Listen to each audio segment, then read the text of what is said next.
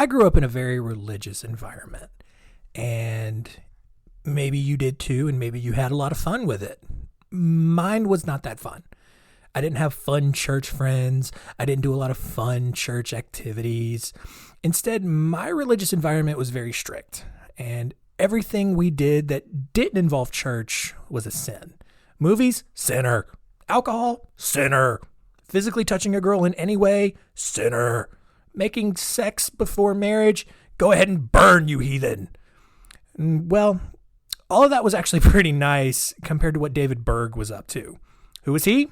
Find out on this episode of Our Weird World. Our Weird World.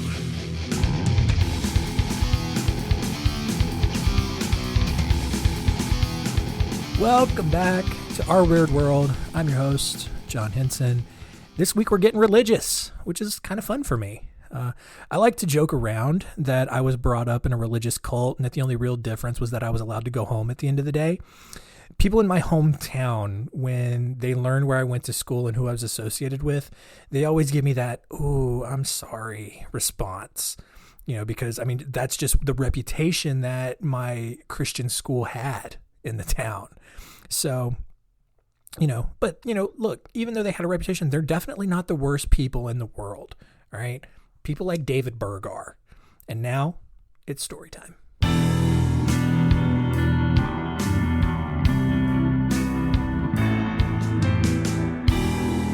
Story time.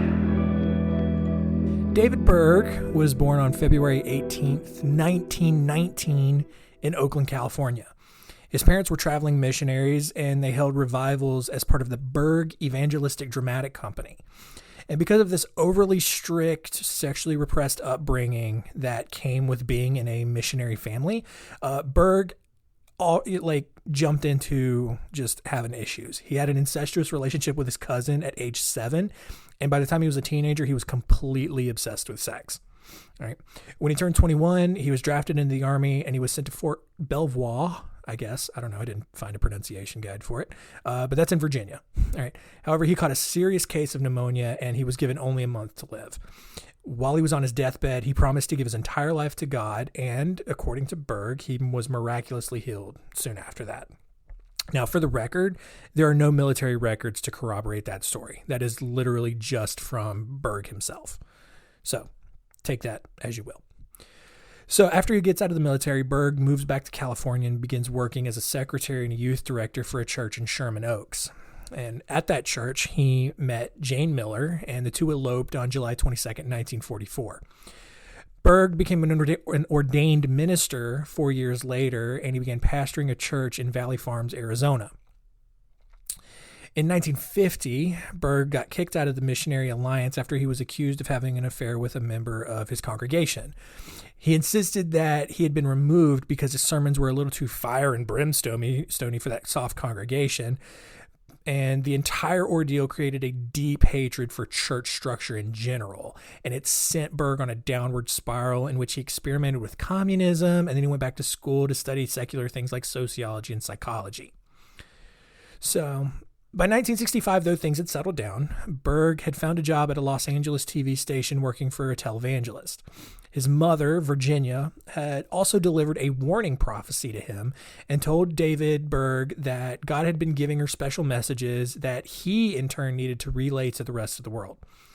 And after she told Berg that he had received the understanding of Daniel, whatever that means, he began to believe that he was directly linked to the final 7 years of humanity's existence. Berg quickly moved his family over to Miami across the country and started the Florida Soul Clinic, which was a missionary training school. The Bergs, they were quickly run out of town because, according to authorities, they were too aggressive in their advertising for the school. And Berg, who already hated churches, started blaming all of the Jews living in Miami for using their influence to have them removed. So clearly you can see where this is going. All right. The family moved to Texas, where Berg began training his 4 children on how to be missionaries. They formed their own singing group, Teens for Christ, and they started performing as part of Berg's traveling evangelism program. Meanwhile, Berg's sexual urges, which had just been growing and growing and growing since he was a teenager, they were irrepressible at this point, and he spent his free time visiting prostitutes and molesting his own children, which is unfortunate. By 1968, Berg was forced to move his family back to California to live with his mother because he wasn't making enough money to sustain the family. By now, the hippie revolution was in full swing, and Berg made it his mission to minister to them and give them an alternative to the stuffy, repressive, overbearing churches that everyone was trying to get away from. All right, it started as just a small gathering at a coffee shop in Huntington Beach, but in less than a year, his congregation grew to over 50 followers. And the reason that his congregation was growing so rapidly was because that Berg was openly encouraging his followers, who were mostly teenagers, to steal their parents' belongings and valuables and just head out on their own. And people in Huntington Beach, the more sensible people, were not okay with that and started pressuring the Bergs to leave. And conveniently, Berg received a message from God that a massive earthquake was going to destroy all of Southern California and that they needed to leave. And figuring he was right, the group began migrating to Arizona and throughout the rest of the United States and Canada. And while most of the group settled in Texas, Berg and about 20 followers settled just outside of Montreal. Even more, at this point, Berg changed his name to Moses and began distributing Mo letters, which he claimed were messages from God that gave him full authority to start banging any and all members of the congregation whenever he wanted. No one even bothered to question it. It's just like, hey, God gave me a message. I can have sex with all of you right now. And everyone was totally fine with it. Even more, and this is what's crazy, Berg took a second wife, just a delusional, silly woman named Karen Zerby. And Berg symbolized Zerby as the new church, while Berg's original wife and 4 kids were the old church. No one questioned it. Berg's wife, old wife, apparently was okay with being the old church or whatever. And they just kept going. And that allowed, people in the congregation then started following Berg's example, and they all began wife swapping with each other. In the 1970s, the group began performing these sackcloth demonstrations in which they would go to like a heavily trafficked area like Times Square, and they would be just dressed in sacks. And they covered their faces with ashes, and they told people that the world was going to end. A journalist came across a group of them camping in a junkyard in New Jersey and dubbed them the Children of God. And at that point, the cult kind of had an official name for the first time. So... And later on, the group, Berg and his group, left Montreal and joined the rest of the cult back in Texas. But because of their limited budget and their inability to generate some kind of income, Berg began imposing very strict rules for their commune, including a 2-sheet rule for bathroom visits. I don't know how you can go to the bathroom and in certain situations only use 2 sheets of toilet paper. And then also, like, what kind of toilet paper was it? Was it single ply or double ply? And if it was double ply, would that count like as just one? Like, do you count both plies as I don't know. Anyway, I'm diving too far into this. It doesn't matter. Anyway, he also imposed a buddy rule, where each member was assigned basically an accountability buddy to make sure that each person continued their Bible studies and never went off alone to think about just how ridiculous all of this was. All right. You stick with someone and you talk about how great things are. And that way you don't get alone with your thoughts and realize how stupid this entire thing is. And because of these rules, somehow the cult continued to grow. And while Berg and his inner circle of members continued their never-ending orgy, new members that came in were taught to be celibate and hate organized religion and government entities. Outside of the cult, public pressure continued to rise, and just because people saw how ridiculous this was, and eventually Berg and his new wife fled to London in 1971. While he was in London, Berg published several books and began prophesying that the world was going to end in 1989, which would be preceded by 7 really bad years. He continued leading the cult from overseas, encouraging members to branch out and start mini cults all over the country. And within a year, the cult had exploded to over 1,400 members. The next year, in 1972, he released his most radical message yet, that there was really no such thing as having your own family. All right. Instead, everyone was just one giant family. All right. There was no such thing as like, the traditional mother, father, daughter relationship. It's just, we're all just one big family. All right. And out of that came his law of love doctrine, which stated that anything, and I mean literally anything, was fine as long as it was done with love. And, and all that kind of opens the door for things like theft and murder. Berg was really focused on the sexual aspect of it. He began breaking up marriages within the cult and reassigning those people to be married to other cult members at different locations. He prohibited women from wearing bras. And then in 1974, he introduced flirty fishing. And honestly, this is probably the best recruiting tactic ever devised. And it's one, if you read the news, it's one that, some universities may have been employed to land some football and basketball recruits. Maybe, I don't know. But flirty fishing involved female cult members going out and initiating sexual relations with men in order to get them to join the cult.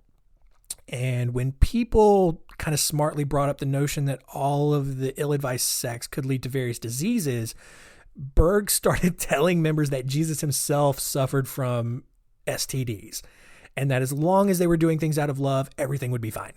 All right.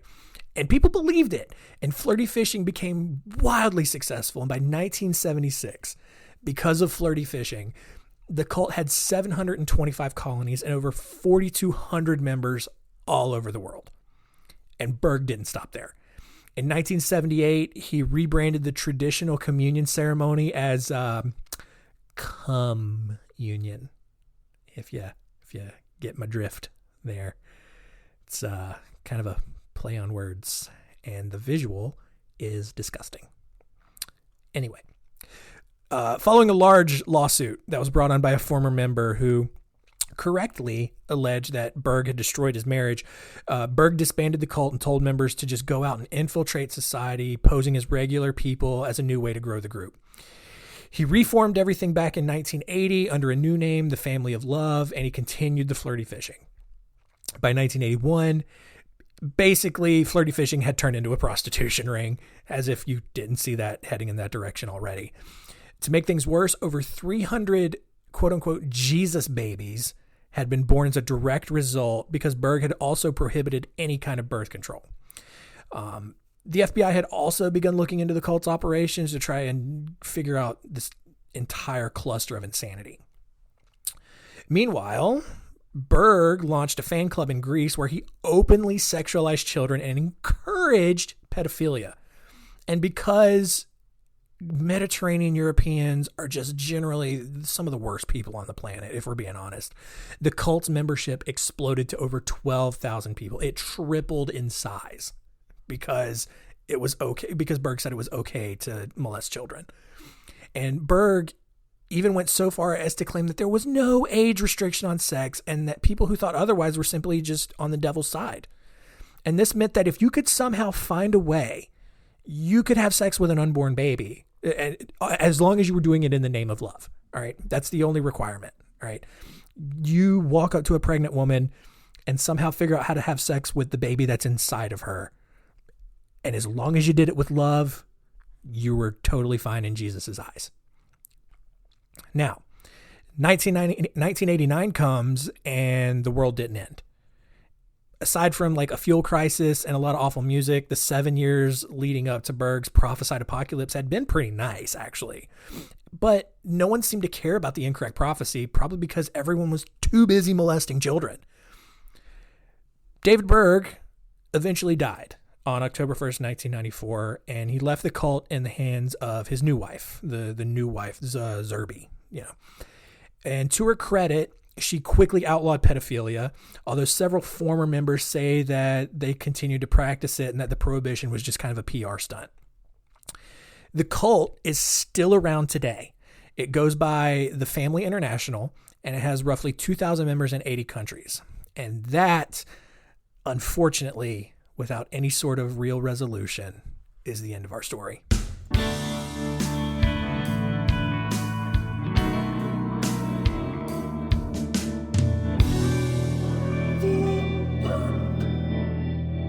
David Berg, total weirdo, just molesting everybody, and with his flirty fishing. Flirty fishing, if we're going to give him credit here, flirty fishing is pretty genius.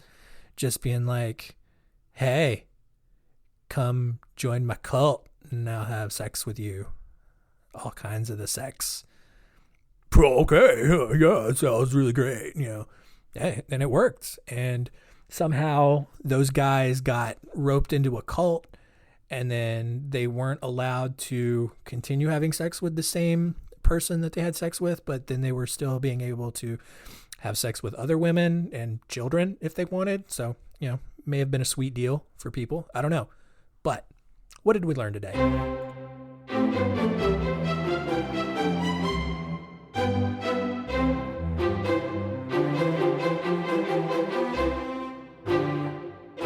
What did we learn? Number one, if your pastor starts talking about how he has received an apocalyptic prophecy from God, go find another church because your pastor is crazy.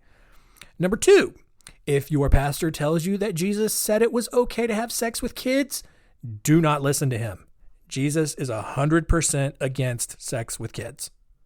And number three, guys, if you're out and a girl starts flirting with you, maybe offers a little mouth hug, as long as you promise to go with her to a special get-together later, do not listen, all right? You'll get the clap. You'll find yourself in a cult that you can't get out of.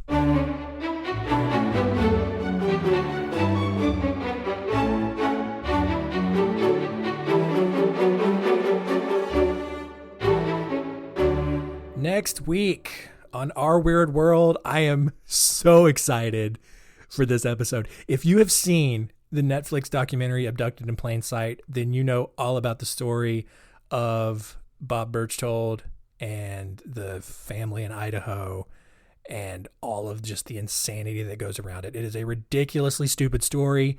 I'm going to have fun telling it. Thanks for listening.